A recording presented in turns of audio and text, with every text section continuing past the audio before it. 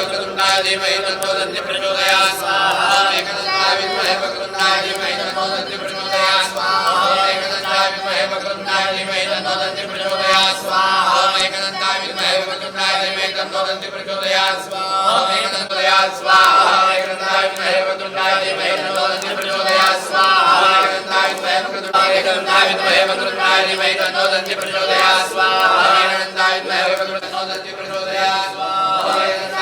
वक्रतुण्डाय धीमहि तन्नो दन्ति प्रचोदयात् स्वाहा एकदन्ताय विद्महे वक्रतुण्डाय धीमहि तन्नो दन्ति प्रचोदयात् स्वाहा एकदन्ताय विद्महे वक्रतुण्डाय धीमहि तन्नो दन्ति प्रचोदयात् स्वाहा तन्नो दन्ति प्रचोदयात् स्वाहा एकदन्ताय विद्महे वक्रतुण्डाय धीमहि तन्नो दन्ति प्रचोदयात् स्वाहा एकदन्ताय विद्महे वक्रतुण्डाय धीमहि तन्नो दन्ति प्रचोदयात् स्वाहा एकदन्ताय विद्महे वक्रतुण्डाय धीमहि तन्नो दन्ति प्रचोदयात् स्वाहा एकदन्ताय विद्महे वक्रतुण्डाय धीमहि तन्नो दन्ति प्रचोदयात् स्वाहा महादेवाय धीमहि तन्नो रुद्रः प्रचोदयात् स्वाहा तत्पुरुषाय विद्महे महादेवाय धीमहि तन्नो रुद्रः प्रचोदयात् स्वाहा तत्पुरुषाय विद्महे महादेवाय धीमहि तन्नो रुद्रः प्रचोदयात् स्वाहा तत्पुरुषाय विद्महे महादेवाय धीमहि तन्नो रुद्रः प्रचोदयात् स्वाहा तत्पुरुषाय विद्महे महादेवाय धीमहि तन्नो रुद्रः प्रचोदयात् स्वाहा तत्पुरुषाय विद्महे महादेवाय धीमहि तन्नो रुद्रः प्रचोदयात् स्वाहा तत्पुरुषाय विद्महे महादेवाय धीमहि तन्नो रुद्रः प्रचोदयात् स्वाहा तत्पुरुषाय विद्महे महादेवाय धीमहि तन्नो रुद्रः प्रचोदयात् स्वाहा तत्पुरुषाय विद्महे महादेवाय धीमहि तन्नो रुद्रः प्रचोदयात् स्वाहा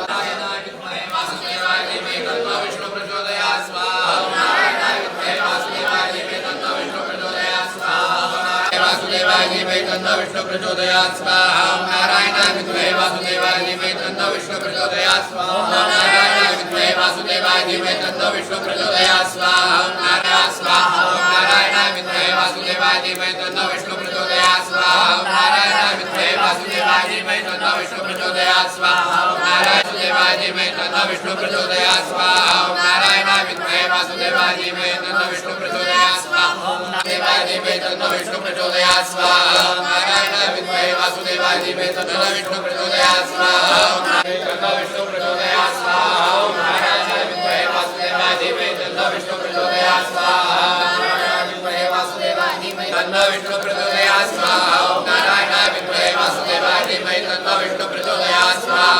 नारायणाय विष्णु प्रचोदयात् स्वाहा नारायणाय विद्महे वासुदेवाय धीमहि तन्नो विष्णु प्रचोदयात् स्वाहा भास्कराय विद्महे प्रचोदयात् स्वाहा भास्कराय विद्महे मातुलिकराय धीमहि तन्नो आदित्य प्रचोदयात् स्वाहा भास्कराय विद्महे मातुलिकराय धीमहि तन्नो आदित्य प्रचोदयात् स्वाहा भास्कराय विद्महे मातुलिकराय धीमहि तन्नो आदित्य प्रचोदयात् स्वाहा भास्कराय धीमहि तन्नो आदित्य प्रचोदयात् स्वाहा भास्कराय विद्महे मातुलिकराय धीमहि तन्नो आदित्य प्रचोदयात् स्वाहा भास्कराय विद्महे मातुलिकराय धीमहि तन्नो आदित्य प्रचोदयात् स्वाहा भास्कराय विद्महे मातुलिकराय धीमहि तन्नो आदित्य प्रचोदयात् स्वाहा भास्कराय विद्महे मातुलिकराय धीमहि तन्नो आदित्य प्रचोदयात् स्वाहा भास्कराय विद्महे मातुलिकराय धीमहि तन्नो आदित्य प्रचोदयात् स्वाहा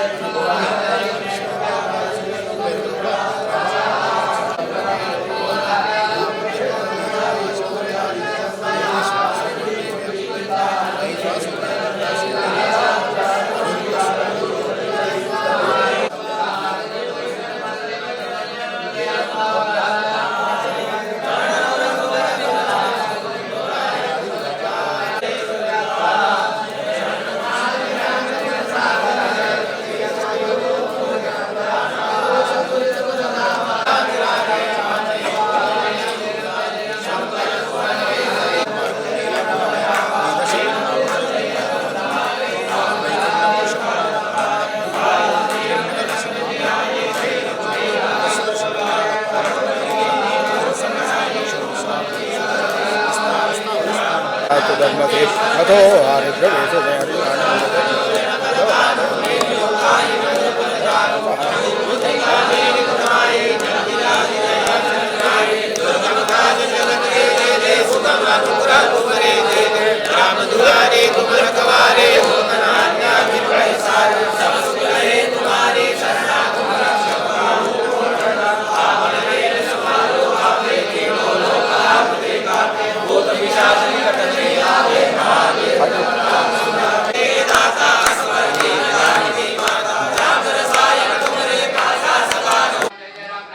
राम जन्मभूमी सोहळा निर्विघ्नपणे पार पडावा यासाठी महाराष्ट्रातून शेकडो पंडित आणि गुरुजी जे आहेत ते अयोध्येत आलेले आहेत आणि त्यांच्याकडून हा सोहळा जो आहे तो निर्विघ्न पार पडावा यासाठी अनुष्ठान केलं जात आहे।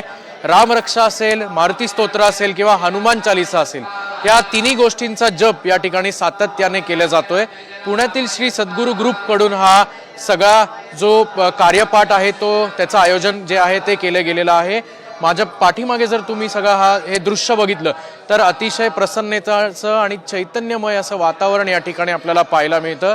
येणाऱ्या 22 तारखेला हा सोहळा जो आहे तो पंतप्रधान नरेंद्र मोदी यांच्या हस्ते रामलल्लाची प्राणप्रतिष्ठा होणार आहे। त्यापूर्वी हे अनुष्ठान जे आहे ते या ठिकाणी केलेले गेलेलं आहे।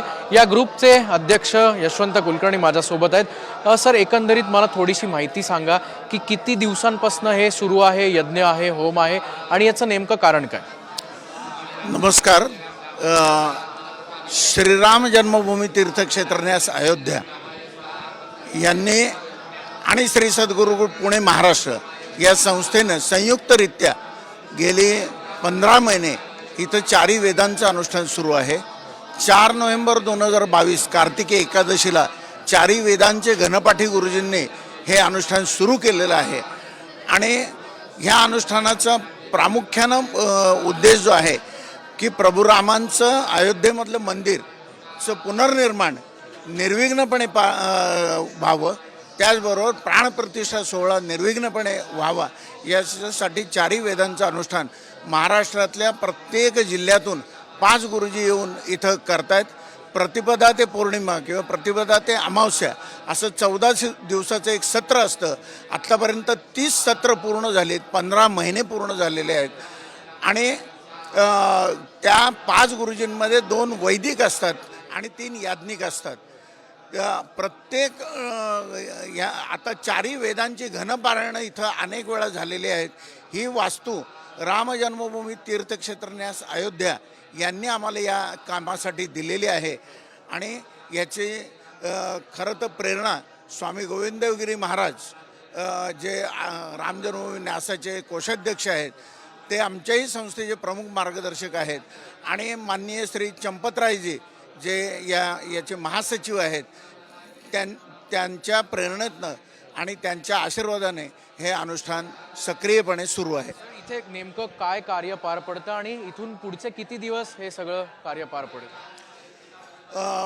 बेसिकली इथं हे जे चारी वेदांचं अनुष्ठान सुरू आहे, इथं सर्व व्यक्ती सकारात्मक विचाराने राम जन्मभूमीकडं कार्यात सहभागी व्हावे, कुठलीही नकारात्मक ऊर्जा इथं शिल्लक राहू नये याच्यासाठी खरं हे अनुष्ठान सुरू आहे। 4 नोव्हेंबर 2022 पासून अखंडित अनुष्ठान चालू आहे। आपल्या सर्वांना माहिती आहे की उत्तर प्रदेशमध्ये 2 डिग्री टेम्परेचर असते तरीसुद्धा आमचे गुरुजी इथं अनुष्ठान करत आहेत। 48 डिग्री टेम्परेचर असते तरीसुद्धा आमचे गुरुजी अनुष्ठान करत आहेत आणि या अनुष्ठानाचं दुसरं वैशिष्ट्य आहे, आमचे सर्व महाराष्ट्रातले आत्तापर्यंत जे 180 गुरुजी येऊन गेलेले आहेत, सर्वजण समर्पण भावनेने येत आहेत। यांना कुठल्याही प्रकारची संभावना ची अपेक्षा न ठेवता ते येत आहेत आणि हे अनुष्ठान करत आहेत। राम जन्मभूमीचा प्राणप्रतिष्ठा सोहळा आपल्या सर्वांना माहिती आहे की 22 जानेवारीला होणार आहे आणि त्यानंतर 22 फेब्रुवारीला या 1 महिन्यानंतर या अनुष्ठानाची सांगता होणार आहे। मोठी पूर्णाहुती इथं होणार आहे। या पूर्णाहुतीमध्ये सुद्धा अनेक मान्यवर सहभागी होणार आहेत। बघू शकतो की प्रज्वलित केलेल्या ज्वाळांपासून, आगीपासून ज्या ज्वाळा निघतात त्यातून जी येणारी पवित्र एनर्जी आहे ती या संपूर्ण भूमीमध्ये आपल्याला पाहायला मिळते आणि येणारा जो मुख्य सोहळा आहे तो निर्विघ्न पार पडो यासाठी अनुष्ठान या ठिकाणी अद्यापही सुरू आहे. कॅमेरामन किरण काजळेसह अक्षय बडवे, साम टीव्ही न्यूज, अयोध्या.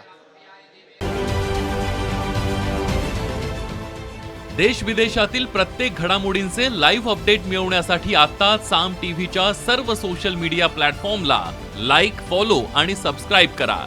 तसंच सर्व नोटिफिकेशनसाठी बेल आयकॉन प्रेस करायला विसरू नका.